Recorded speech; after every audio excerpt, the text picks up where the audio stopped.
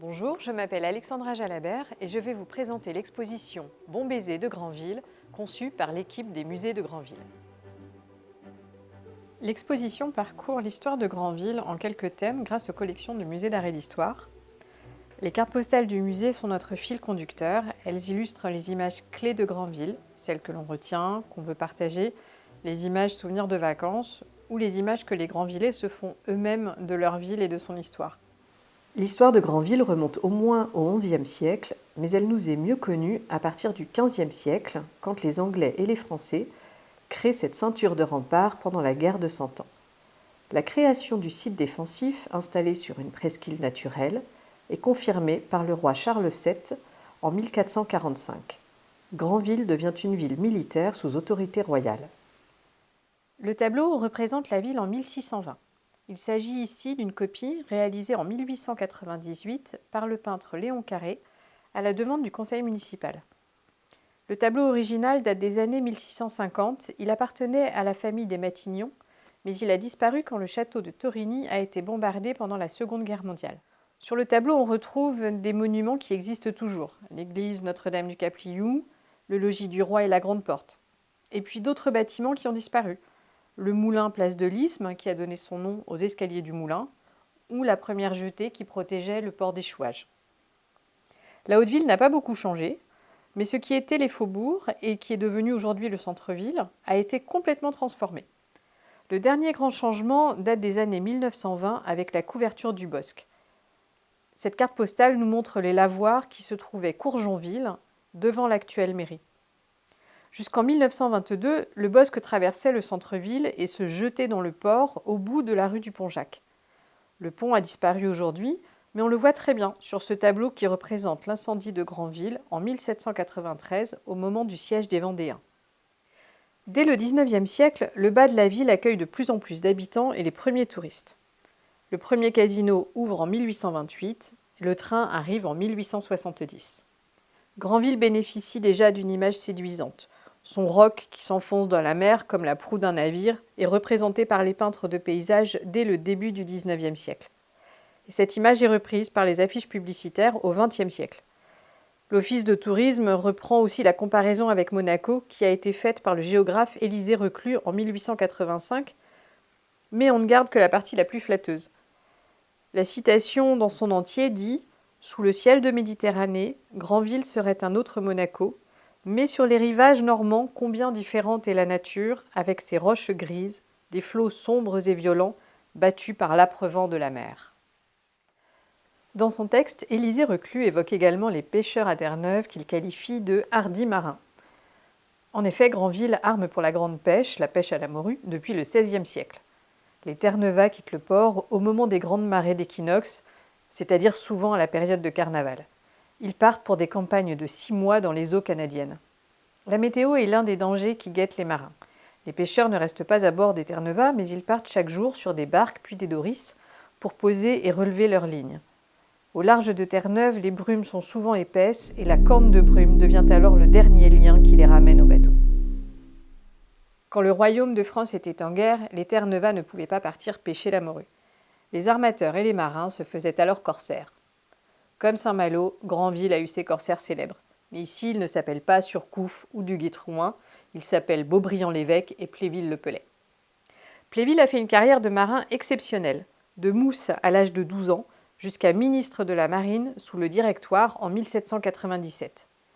Il a aussi été gouverneur du port de Marseille et il a participé à la guerre d'indépendance des États-Unis, ce qui lui vaut d'être décoré de la croix de Cincinnatus dès sa création en 1783.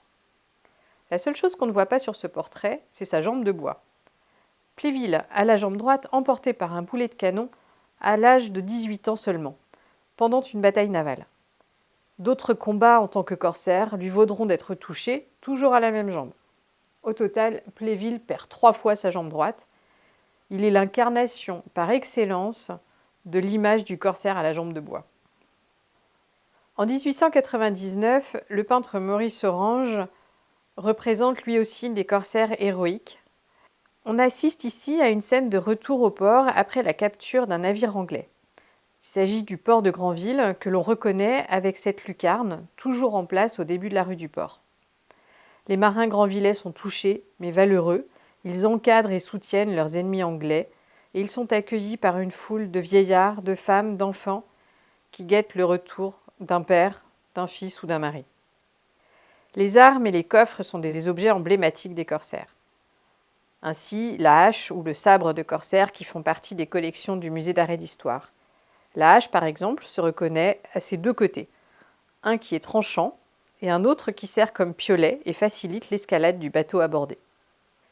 La guerre de course disparaît dans les années 1810-1820. C'est aussi à cette période que le tourisme balnéaire prend son essor à Granville. Le premier casino en bois date de 1828. Il est remplacé par un autre un peu plus grand, toujours en bois, en 1858. Et enfin, par le casino que nous connaissons aujourd'hui, construit en 1911. Les bains de mer ont été popularisés par les Anglais. Ils s'adressent d'abord à l'aristocratie et à la grande bourgeoisie. Au XIXe siècle, on ne nage pas, mais on se baigne à la lame, c'est-à-dire juste une immersion vivifiante. Le maillot de bain n'existe pas encore, on parle de costume de bain. Celui-ci couvre tout le corps pour respecter les règles de bienséance, aussi bien pour les hommes que pour les femmes. Le maillot de bain évolue au fil des décennies. Au fil du XXe siècle, il laisse de plus en plus voir le corps.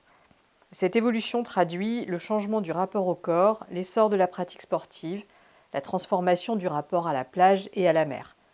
Celle-ci n'est plus seulement une source d'alimentation et une zone dangereuse, le bord de mer devient un lieu de loisirs. La pratique de la natation se développe également. Cette fois, ce sont les Américains qui découvrent la Côte d'Azur dans les années 1920 et qui transforment radicalement le rapport au corps.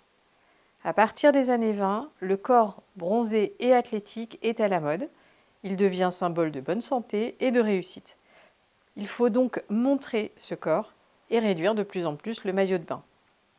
Le nageur Johnny Weissmuller, qui incarne Tarzan au cinéma, popularise le torse découvert pour les hommes dans les années 30. Et dans les années 50, ce sont les actrices qui popularisent le bikini pour les femmes. Et enfin, dans les années 70, le coton et la laine sont complètement abandonnés, les matières synthétiques se généralisent et font du maillot de bain un accessoire de mode aux couleurs et aux motifs infinis. La plage est devenue un lieu de vacances dont on repart avec un souvenir.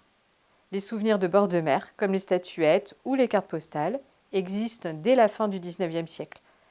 Ils diffusent des images emblématiques, des clichés des lieux de villégiature, comme Granville. Et on voit ainsi se multiplier les images d'une Granvillaise qui n'évolue pas, habillée en 1950 comme elle l'était un siècle plus tôt, avec son capot et sa bavolette. Les gravures de Lanté et Gâtine popularisent des images de costumes de toutes les régions de France au milieu du XIXe siècle. À cette période, les Granvillaises portent une coiffe particulière, appelée la bavolette, et qui se caractérise par ses deux pans rabattus sur le dessus de la tête.